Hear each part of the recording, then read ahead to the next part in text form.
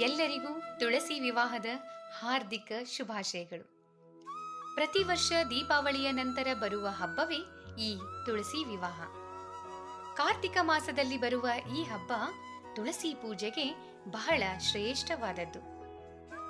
ವಿಷ್ಣು ಕೃಷ್ಣಾವತಾರಿಯಾಗಿ ಜನ್ಮವೆತ್ತಿದಾಗ ತುಳಸಿಯಾಗಿ ಜನ್ಮ ಪಡೆದಂತ ವೃಂದಾಳನ್ನ ವರಿಸುವುದೇ ಈ ತುಳಸಿ ವಿವಾಹ.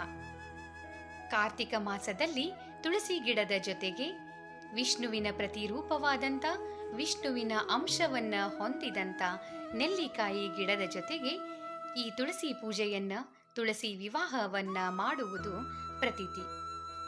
ಇನ್ನು ತುಳಸಿಯ ಅಷ್ಟ ನಾಮಾವಳಿಗಳಾದಂಥ ವೃಂದ, ವೃಂದಾವನಿ, ವಿಶ್ವಪಾವನಿ, ವಿಶ್ವ ಪೂಜಿತ, ತುಳಸಿ, ನಂದಿನಿ, ಪುಷ್ಪಸಾರ, ಕೃಷ್ಣ ಜೀವಿತ ಎಂಬ ಆಕೆಯ 8 ಹೆಸರುಗಳನ್ನು ಹೇಳುತ್ತಾ ಪೂಜೆ ಮಾಡಿದವರಿಗೆ ಅಶ್ವಮೇಘ ಯಾಗ ಮಾಡಿದಷ್ಟೇ ಫಲ ಸಿಗುತ್ತದೆ ಎಂಬ ಪ್ರತೀತಿ ಕೂಡ ಇದೆ.